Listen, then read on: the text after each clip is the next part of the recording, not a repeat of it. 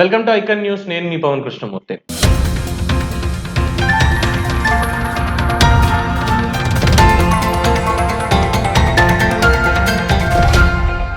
పొత్తులకి సంబంధించి కేంద్ర మంత్రి అమిత్ షా చాలా కీలకమైనటువంటి వ్యాఖ్యలు చేశారు. ఏంటంటే తమ మిత్రులు ఎవరైతే దూరం అయ్యారో కేవలం వాళ్ళ రాష్ట్రాల్లో ఉన్నటువంటి పరిస్థితుల దృష్ట్యా దూరం అయ్యారు తప్ప బీజేపీ ఎప్పుడు తమ మిత్రుల్ని వదులుకోలేదు అని చెప్పి స్పష్టం చేశారు. అంటే ఒక పార్టీ నేతగా మాట్లాడారనుకోవాలా, కేంద్ర మంత్రిగా మాట్లాడారనుకోవాలా. సరే, పార్టీ నేతగానే అనుకుందాం. మరి మంత్రిగా ఉన్నప్పుడు ఇచ్చినటువంటి హామీల సంగతి ఏంటి? రాష్ట్రానికి దానికి కాదు దూరం అయింది. దూరం చేసుకున్నారు, దూరం అయింది కాదు, దూరం చేసుకున్నారు. చేసుకొని మరి అంటే మన జగన్మోహన్ రెడ్డి గారు, చంద్రబాబు నాయుడు గారు కూడా వెళ్ళి కలిశారు, మాట్లాడారు. బట్ జగన్మోహన్ రెడ్డి గారికి అపాయింట్మెంట్ దొరకలేదు. 10 నిమిషాల పాటు ప్రధాని గారికి దొరికింది. అప్పుడు కూడా వెళ్ళి నేను ఎన్డీఏలో చేరతాను అని చెప్పి ఆయన స్పష్టం చేశారు. స్పష్టం చేస్తే మరి అమిత్ షా గారి అభిప్రాయం అనేది దాని మీద ఉండాలి కదా. అమిత్ షా గారు అయితే దానికి సంబంధించినటువంటి అపాయింట్మెంట్ ఇవ్వలేదు మాట్లాడడానికి. చాలాసేపు వెయిట్ చేశారు. ఇక వైసీపీ ఎంపీలకు కూడా విసుగొచ్చినట్టుంది. అసలు జగన్మోహన్ రెడ్డి గారు ఇప్పుడు ఎందుకు వస్తున్నారు ఢిల్లీకి, అవసరం లేదు కదా అన్నట్టుగా తాళాలు వేసుకుని వెళ్ళిపోయారు. ఉన్న కొద్ది మందితోటి చాలా అసహనానికి ఫీల్ అయ్యి, అంటే ఎంత అసహనానికి ఫీల్ అయ్యారంటే భారతరత్న అవార్డు పివి నరసింహారావు గారిని వరించింది, దాని మీద కామెంట్ చేయండి అంటే సాయి రెడ్డి విల్ స్పీక్ అని చెప్పి వెళ్ళిపోయారు. అంటే పివి నరసింహారావు గారు అంటే ఈయనకి తెలియక, లేదు ఈయన తండ్రి గారు అయినటువంటి రాజశేఖర్ రెడ్డి పివి నరసింహారావు గారికి చేసిన అన్యాయం గుర్తొచ్చి మా నాన్న ఎలా ఉన్నప్పుడు నేను మాత్రం ఎందుకు ఉండకూడదు అనుకున్నటువంటి ఒక తెగింప, లేదు స్క్రిప్ట్ రాసిస్తే తప్ప చదవలేనటువంటి పరిస్థితుల్లో జగన్మోహన్ రెడ్డి గారు ఉన్నారు అన్నటువంటి ఒక అపప్రథని కంటిన్యూ చేసుకుంటూ ఏం మాట్లాడాలో తెలియక ఆ రకంగా ఉంది ఆయన పరిస్థితి అక్కడ, ఆ ఫ్రస్ట్రేషన్లో. సరే, వాట్ ఎవర్ అయ్యింది. తెలుగుదేశం పార్టీ అధినేత చంద్రబాబు నాయుడు గారు వెళ్ళారు, కలిశారు, మాట్లాడారు, చెప్పాల్సిన డిమాండ్లు చెప్పారు, వచ్చారు. ఇంకా క్లారిటీ పొత్తులకు సంబంధించి రాలేదు అన్నది స్పష్టం.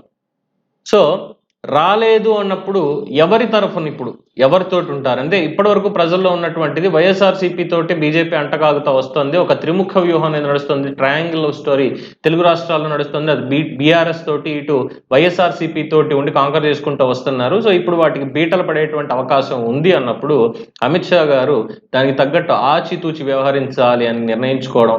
ఇటీవల కాలంలో జరిగినటువంటి ఆర్ఎస్ఎస్ బీజేపీ సర్వసభ్య సమావేశాల్లో పొత్తుల అంశం మీద తీవ్ర చర్చ జరిగింది అని, ఆర్ఎస్ఎస్ వాళ్ళు ఎట్టి పరిస్థితుల్లో తెలుగుదేశం పార్టీ తోటి కలిసే వెళ్ళాలి, అనవసరంగా దూరం చేసుకోవద్దు అని స్పష్టం చేశారని, ఈగోలకు పోయి అటు రాష్ట్రాన్ని అభివృద్ధి చేయనివ్వక ఇటు మీరు బాగుపడక ఏం పొదువుకుంటారు మీరు దీంట్లో అన్నటువంటి అభిప్రాయాన్ని వాళ్ళు వ్యక్తం చేశారు అని అంతర్గత సమాచారం.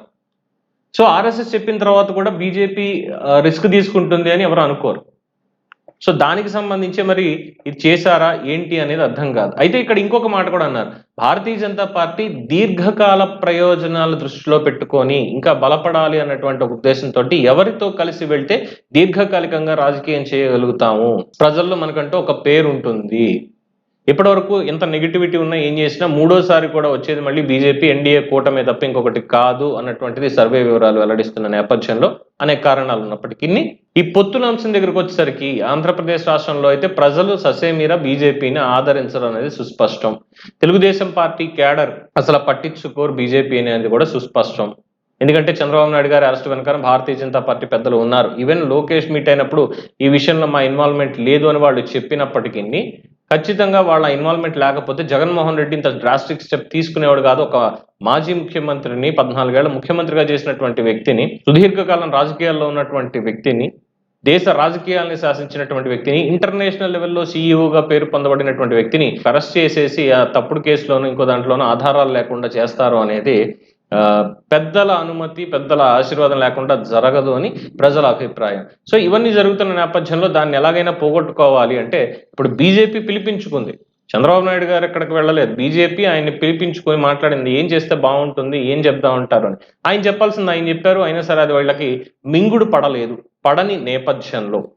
మింగుడు పడని నేపథ్యంలోనే ఈ మొత్తానికి ఎలాగైనా క్లారిటీ ఇవ్వాలి అనేటువంటి ఒక ఉద్దేశంతో ఈ పొత్తులకు సంబంధించి ఈ రకమైనటువంటి వ్యాఖ్యానం చేశారు అనేది స్పష్టంగా తెలుస్తోంది.